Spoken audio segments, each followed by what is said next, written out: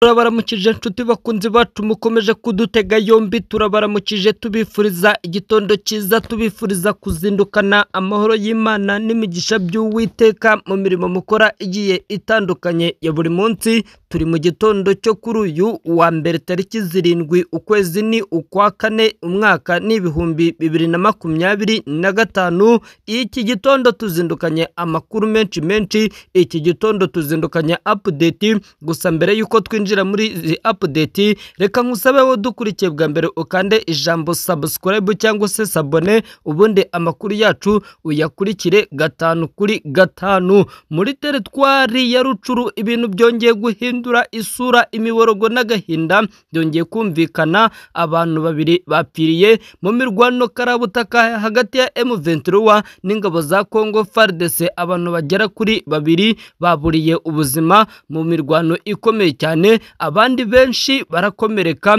Ni nyuma yo kurasana gukomeye cyane hagati ya M23 n'ingabo za Congo FARDC.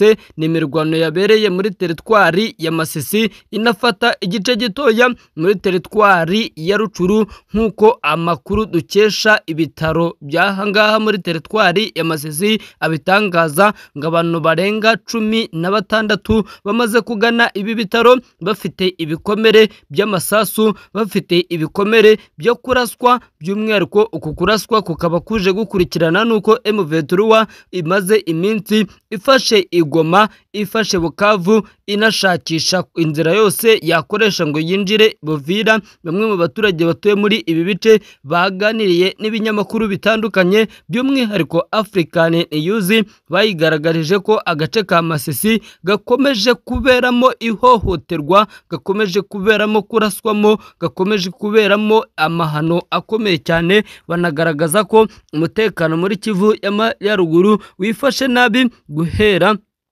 mu ntangiriro z'uyu mwaka, by'umwihariko guhera igihe umutwe wa M23 wazamuye ibirego ugafata ibice bitandukanye birimo Walikale ndetse na teritwari ya Masisi. Ibi kandi bije bikurikirana nuko ingabo za Congo FARDC zamaze kugaragaza ko zigiye gufata umujyi wa Goma nyuma yuko M23 iwigaruriye. Hari n'amakuru menshi akomeje kugenda agaragaza ko leta y'Kinshasa nayo irimo irategura igishoboka cyose bitewe n'umuvuduko ifite mu gukorana n'ibihugu bitandukanye. Maze iminsi nkubwiye imyitozo karabutaka irimo irahuza ingabo za Congo FARDC, Ububiligi. Amakuru akanavuga ko abasirikare b'Ababiligi barimo gutanga iyi myitozo mu rwego rwo kugira ikintu cyose bakora kugira ngo barimbure burundu umutwe wa M23. Ububiligi busanzwe bwari bufite ibirindiro by'ingabo mu bice bitandukanye,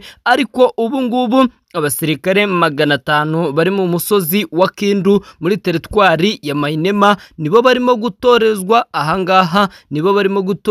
ahangaha, uko bwije uko bukeye. Amakuru mashya aravuga ko ingabo z'u Burundi zirimo kwiyongera mu Bigogwe, zirimo kuzanwa umunsi ku munsi. Abasirikare b'Abarundi barimo barongerwa umunsi ku munsi, barimo barashyirwa mu Bigogwe muri teritwari ya Fizi nyuma y'ibyumweru bitatu abandi basirikare b'Abarundi babaga muri aka gace bakavuyemo.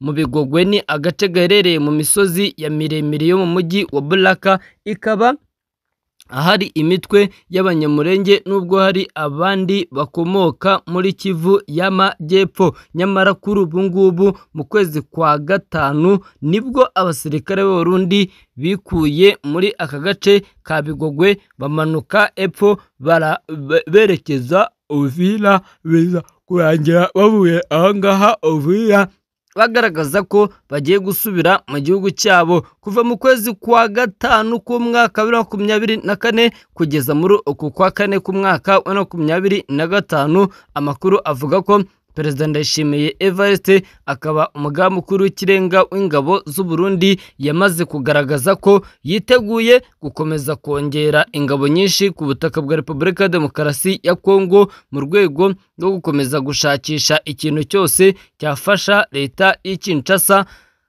kuba yakirukana umutwe wa M23. Amakuru kandi akomeje kugenda agaragaza ko hari ingabo Leta Zunze Ubumwe za Amerika zaba zigiye kohereza ku butaka bwa leta y'i Kinshasa nyuma y'uko hari amasezerano yamaze gusinywa hagati ya Perezida Felix Antoine Tshisekedi na Leta Zunze Ubumwe za Amerika y'uko magingo aya ngaya ubu ngubu Amerika irateganya kwambura no gusubiza mu buzima busanzwe aba barwanyi ba M23 bitewe n'ayo masezerano yamaze gusinywa hagati ya leta y'i Kinshasa ndetse na leta Zunze Ubumwe za Amerika, bitewe n'uko amakuru menshi akomeje kugaragaza ko Amerika yamaze kwinjira muri iki kibazo, ishaka gukomeza gukoresha ingufu ifite igasahura umutungo kamere wa leta y'i Kinshasa, ikitwarira amabuye y'agaciro.